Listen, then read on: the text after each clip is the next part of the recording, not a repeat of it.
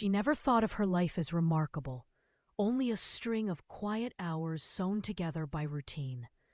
Each morning felt like the last, the same pale sun peeking through a dusty window, the same meals stirred in chipped pots, the same road beneath her feet, leading to a modest tailoring shop that carried the scent of fabric, thread, and aged wood. Amara lived with her mother in a narrow two-room house at the edge of a neighborhood where walls bore the stains of time. At night, stray dogs howled and laughter drifted from livelier homes nearby, or so it seemed to her. There was no great sorrow in her life, no hunger, no crushing misfortune, and yet she often wondered if it was wrong to feel invisible, like her days could be folded away neatly, as forgettable as the garments she stitched. She didn't crave wealth, not exactly, but whenever she paused at the glowing screens in the electronic shop window, where girls her age posted from train rides, beaches, bookstores, and mountain paths, she felt a hollow ache in her chest. It was as if the world marched forward in color and brightness, while her life remained muted.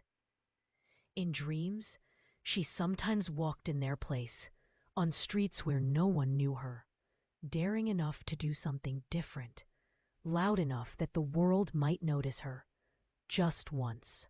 One Thursday, rain poured from dawn until the streets ran like streams. That afternoon, a woman entered the shop, tall, graceful, wrapped in a silence that felt costly. She moved with the ease of someone accustomed to attention, her perfume hanging in the air like a secret. Placing a shawl on the counter, she asked for a torn seam to be mended. The request was simple, but her tone carried the weight of a life where things were always done for her. Amara accepted the cloth and began her work. For a while, the room was filled only with the quiet snip of scissors and the patter of rain on the tin roof, steady as a lullaby. Then the woman spoke, her voice softer now, almost uncertain.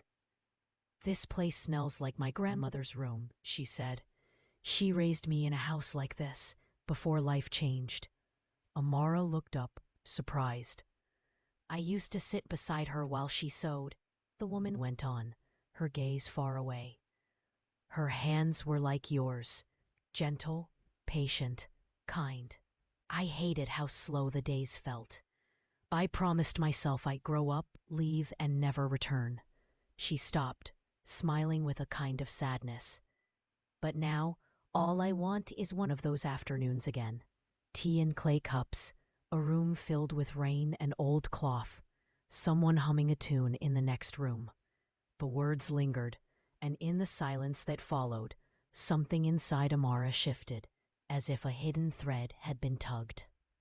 That evening, when the shop was closed and the storm had passed, Amara walked home under a washed sky, her umbrella tucked away, rain cooling her face. Streetlights glowed in puddles like scattered stars. Through the kitchen window, she saw her mother preparing dinner, with the same steady hands that once braided her schoolgirl hair. And something in Amara quietly turned. She realized then that the life she had dismissed as ordinary and small was, for someone else, a cherished memory, something mourned in quiet moments behind locked doors and city lights. The rhythm she thought was slow was to another a lost calm. The spice clinging to her clothes, the hum of the sewing machine, her mother's whispered prayers at dawn. These were not chains of sameness, but blessings wearing the disguise of routine. When she stepped inside, her hair damp against her cheeks, she no longer longed to be visible to strangers far away. She was seen here. She belonged here. And perhaps, in ways she had never understood before, she was already living the kind of life someone somewhere deeply wished they could return to.